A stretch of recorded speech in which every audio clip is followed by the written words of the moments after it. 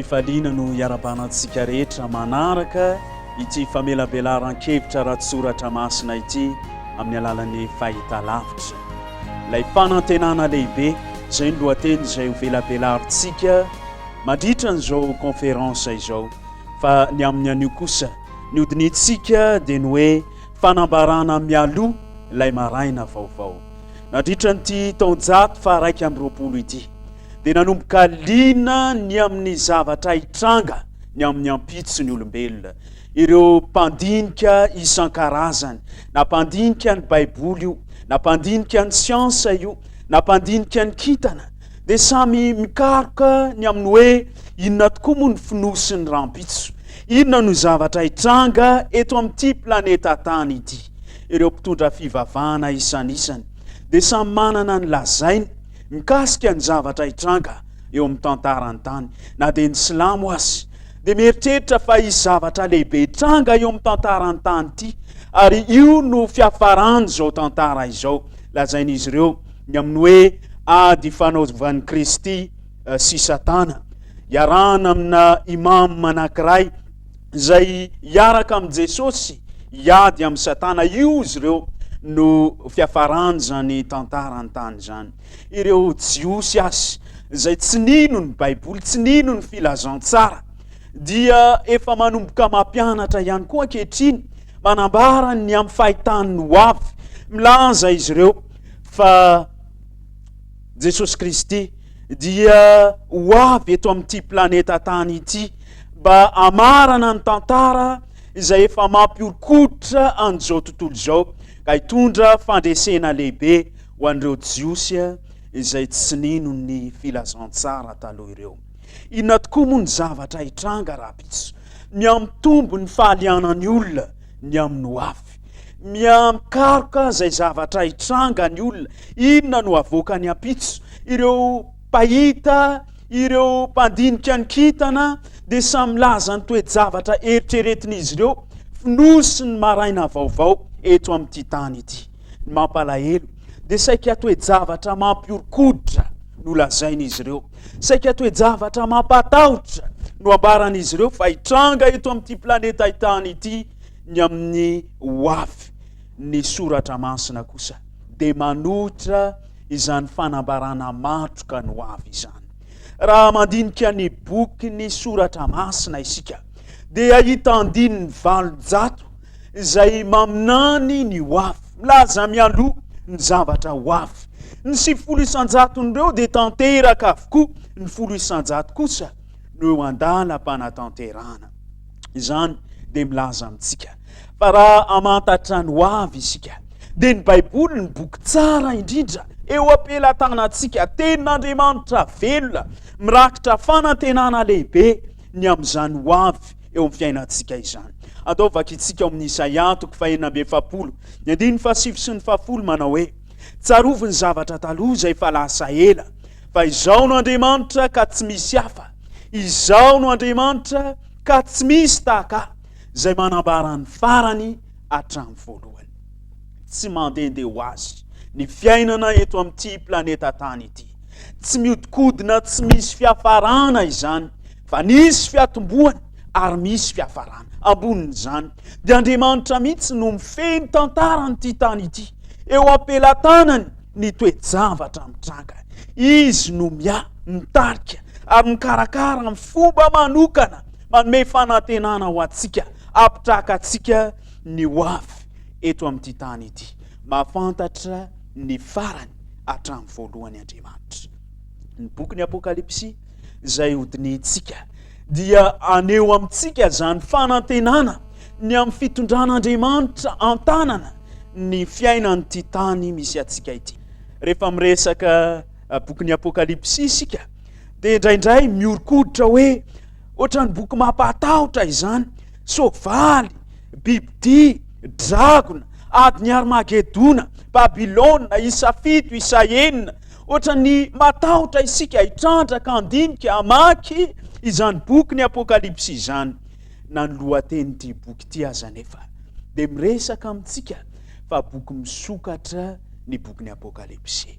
Io lohateny hoe Apokalipsy io dia midika hoe fanambarana na fanokafana, fanesorana ny sarony. Ao amin'ny toko faharoa amby roapolo amin'ny andinin'ny fahafolo amin'ity boky ny Apokalipsy ity dia zao no lazainy amin'ny anaran'i Jesosy. Ary hoy izy tamiko, aza asiana tombo-kase ny tenin'ny faminaniana amin'ity boky ity, fa atombotra ny andro. Misokatra ny boky ny Apokalipsy, mivelatra eo anoloantsika izany ary mitory fanantenana lehibe ny amin'ny fitarihan'Andriamanitra ny fiainantsika eo ambany fiahiny, eo ambany fitantanany, eo ambany fiarovany amin'ny fomba manokana izao tontolo izao. Andriamanitra no mifehy ny ankehitriny, mifehy ny ampitso, mifehy ny hoavy, ary tsy misy atahorantsika izany.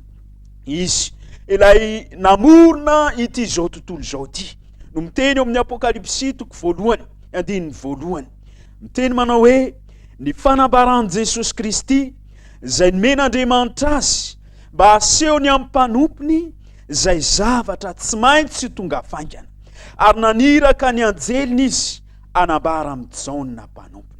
Hitantsika amin'izany andininy izany fa tsy ny fironina araka ny fisainan'ny olona ny boky ny Apokalipsy, tsy ireo mpanoratra mba te hanoratra ny zavatra araka ny eritreretany no nanoratra izany boky izany, fa ny volavolaina tao an-tsain'Andriamanitra nomena an Jesosy Kristy.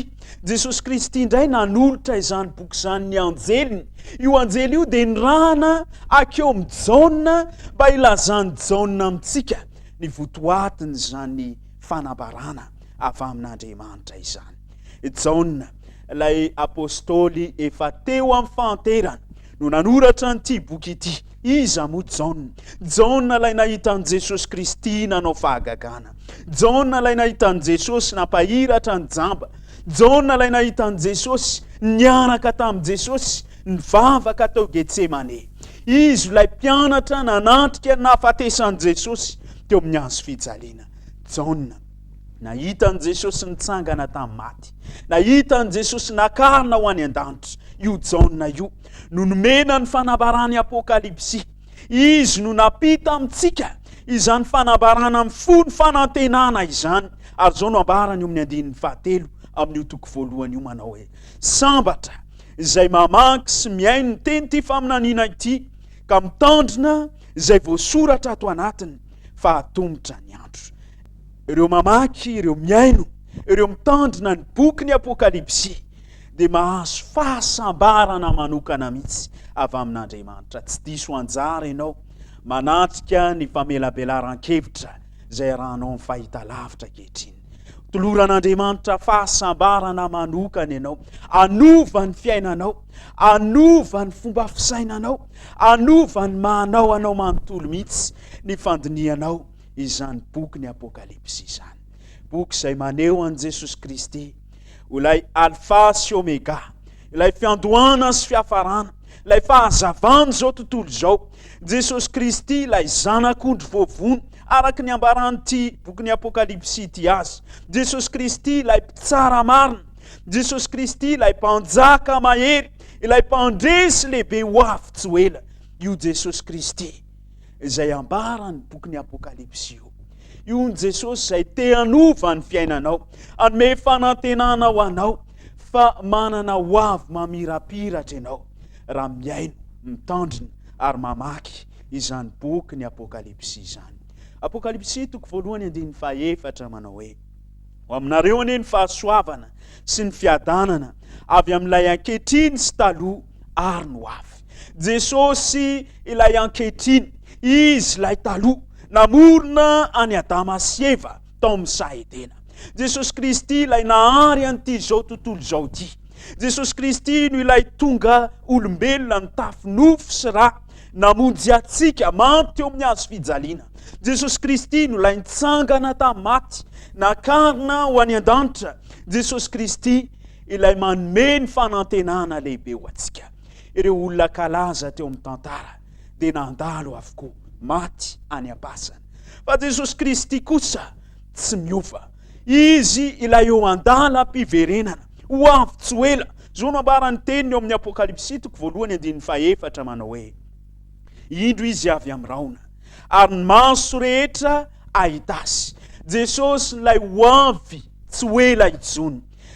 maneho amintsika izany fa tsy planeta kambotiny misy atsika, tsy rery isika eto amin'ity tany ity, tsy ny fironina hiantrika samy rery ny olam-piainana isika, ny fironina hiantrika samy rery ny fahoriana, fa manana mpikarakara, tsy ny misary, tsy ny fanjarian-tsakafo no anjaka mandrakariva eo amin'ny tantaranyity tany ity. Manan'Andriamanitra isika izay ho avy tsy ho ela, izy ilay ankehitriny taloha ary no avy mitantana amin'ny tanany mahery ny fiainantsika eto amin'ity planeta tany ity, manome hery, manome toky, manome fanantenana hiatrehantsika ny ampitso ny boky ny Apokalipsy. Andeha isika hiverina any amin'ny nosy Patmo izay nanoratany apôstôly Jaona teo amin'ny fanterany izany boky ny Apokalipsy. Andinika ny amin'izany boky izay mirakitra mifono fanantenana ho antsika taranak'olombelona izany. Indraindray isika mieritreritra fa zavatra mampatahotra mandrakariva no finosiny ity boky ity, to fahoriana, to fijaliana, to ranomaso, to ady, to raha mandrika. Zany tokoa ve no izy? Raha mijery eo amin'ny Apokalipsy toko 5 isika dia to mahita tokoa fa misy boky anankiray izay mampiorikoditra, natao tompo-kase, miresaka ny amin'ny fitsarana mampatahotra, kanefa eo amin'ny farany zany toko 5 zany dia aseho ny amin'ny fanantenana ho antsika. Hita sahady eo amin'ny 17:70 ilay mipetraka eo ambony seza fiandrianana, ilay zanak'ondry izay tolorana fisaorana, tolorana voninahitra, ary ireo manome voninahitra ireo dia ireo olona izay niaino mamaky ary mitandrina ny boky ny Apokalipsy, ireo izay mandray an Jesosy Kristy ho mpifehy ny fiainany manokana. Eo amin'ny Apokalipsy toko 9 sy ny toko 7 dia to mahita isika tompo-kaseny voana izay mampiseho androm-pahoriana mifanesy eo amin'ny tantaram-piainan'ny olombelona, kanefa eo amin'ny fiafarany dia aseho sahady ireo olona mivoaka avy ao anatin'ny fahoriana, hiaina fiainam-pandresena, hiditra amin'ny fiainana mandrakizay. Eo amin'ny Apokalipsy toko 7:410 dia izao no ambara hoe ireo no avy amin'ny fahoriana lehibe, manomboka amin'ny fahoriana, manomboka amin'ny ady, ireo toky tsirairay ao amin'ny bokin'ny Apokalipsy, kanefa kosa aseho sahady eny amin'ny fiafarana ny fandresena ao anatin'izany toko izany. Ny 410 sy 510 dia izao no ambara hoe ary noho izany dia mitoetra eo anoloan'ny seza fiandrianan'Andriamanitra izy, izany fandreseny vahoaka voavonjy izany no hiafaran'ilay toky ohatrany mampiorikoditra, maneho fanandrinana sy ady mifanesy eo amin'ny tantaran'ity tany ity. Raha mijery eo amin'ny toko 9 sy 10 isika mahita an'ireo tropetrany tsofiny anjely, tropetrany ady, tropetrany ramandrika, tropetrany korotana, tropetrany faharavana, kanefa inona ny hafaran'izany toko izany? Eo amin'ny toko 11 ny 15 dia izao ny voalaza: ny fanjakana amin'izao tontolo izao dia efa lasan'ny tompontsika, ary izy no anjaka mandrakizay mandrakizay. Aseho any amin'ny fiafarany toko ny fandreseny Jesosy Kristy. Raha akapoka amin'ny teny anankiray ity bokin'ny Apokalipsy ity dia azo atao hoe bokin'ny fanantenana lehibe, na dia manomboka amin'ny zavatra mampiorikoditra, zavatra mampatahotra, fahoriana maro samihafa zareo toko tsirairay ao anatin'izany boky izany, dia miafara amin'ny fanantenana, miafara amboninahitra, miafara amin'ny fandresena mihezinezina izay efa eo am-pelatanan'Andriamanitra, ary omeny atsika ihany koa raha manaiky izany isika. Raha mijery ny toko 13 sy ny toko 14 isika miresaka ny amin'ny bibidia manam-pahefana, ary manapatra izany fahefana izany ho amin'ireo izay eo ambany vahony rehetra eto amin'ity planeta tany ity, kanefa inona ny fiafarana? Eo amin'ny Apokalipsy toko 14 ny 410 sy 510 dia izao no lazainy soratra masina: ary indro nahita raona fotsy aho, ary nisy tahaka ny zanak'olona nipetraka teo ambony raona, izay nisatroka satro-boninahitra volamena, nitana fijijana maranitra teny an-tanany, ary nisy anjely ray koa nivoaka avy tao amin'ny tempoly, niantso tamin'ny feo mahery ka nanao tamin'ilay mipetraka teo ambony raona hoe: ary soy ny fijinjanao ka mijinja, satria tonga ny andro fijinjana fa masaka dia masaka ny vokatry ny tany.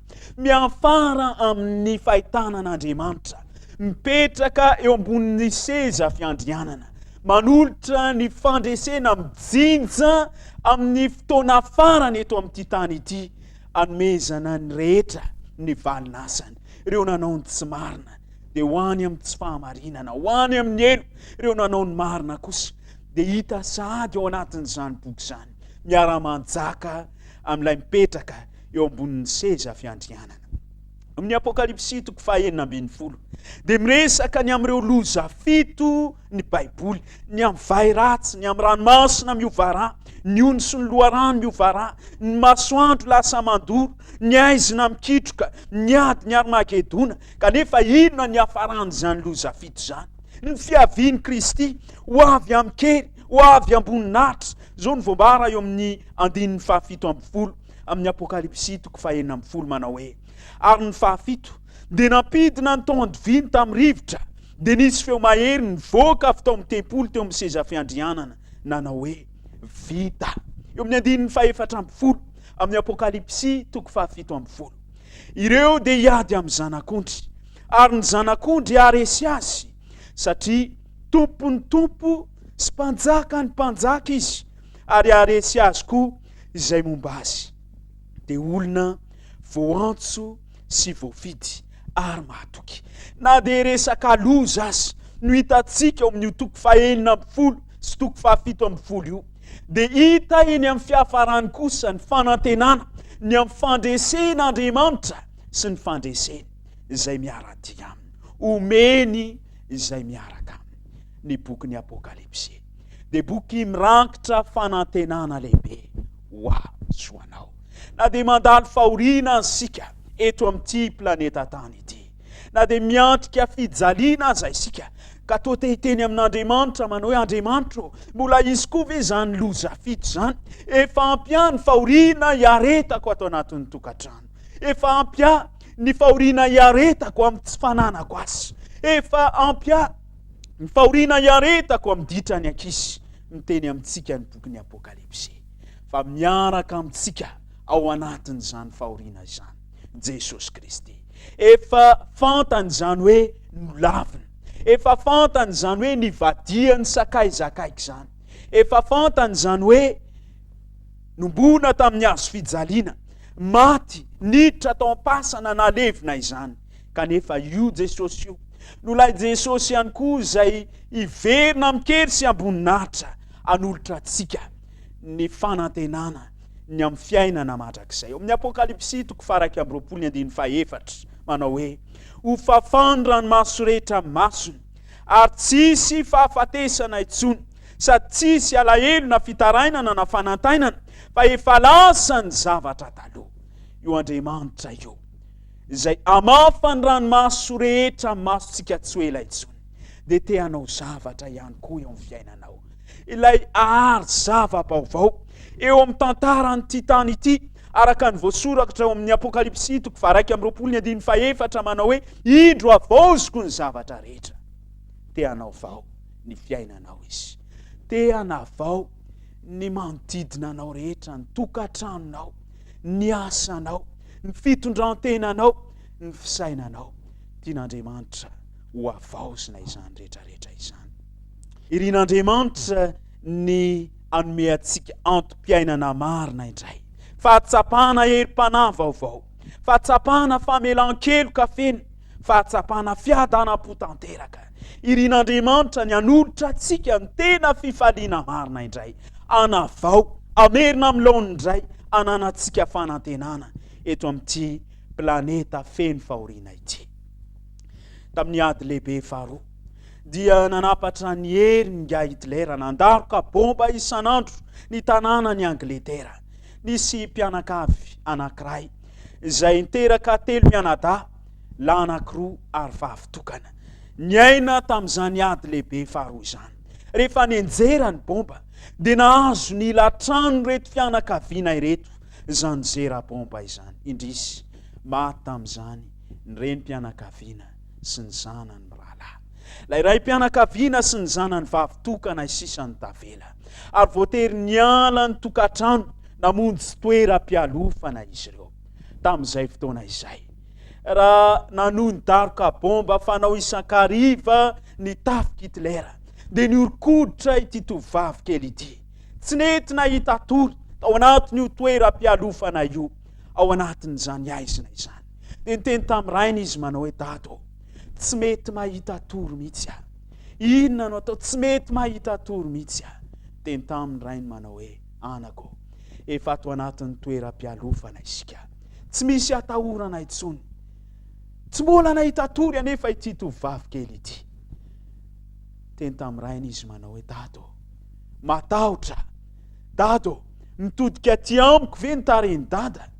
Tao anatin'ny aiziny. Dia olay rainy hoe anaka, mitodika any aminao nitareko sady nandray ny tanany. Ry mpijery an'izao famelabelarana izao, mety mianjera eo aminao ny karazana bomba samihafa. Mianjera eo amin'ny fiainanao ny fahoriana. Mianjera eo amin'ny fiainanao ny fijaliana. Fentahotra ny fonao. Tsy mety mahazo antoka ny ampitso ianao tatitio. Fa misy ray be fitiavana ao an-danitra ao. Mijery anao manokana. Manolotra ny tanany ho anao. Ary miteny aminao manao hoe oka ahazo antoka ny fonao. Fa eo ambany fitantanan'Andriamanitra ny fiainantsika. Manasantsika Andriamanitra hanolotra ny fiainantsika ho azy. Mijery ny momba antsika mitsipiriana izy. Ary te hanavao ny fiainantsika. Te hanova an'izany mba hananantsika fanantenana ny amin'ny hoavy. Tsy androany ve ny fotoana mety hanolorantsika indray ho eo am-pelatanan'Andriamanitra ny fiainantsika. Atony Andriamanitra, atony ilay mpahary, ilay mpive, fanao zavatra eo amin'ny fiainanao izy. Mino somatoka, manapa-kevitra ianao androany, ametraka ny fiainanao eo am-pelatanan'Andriamanitra, fa tsy hanananao tahotra sy fanahy.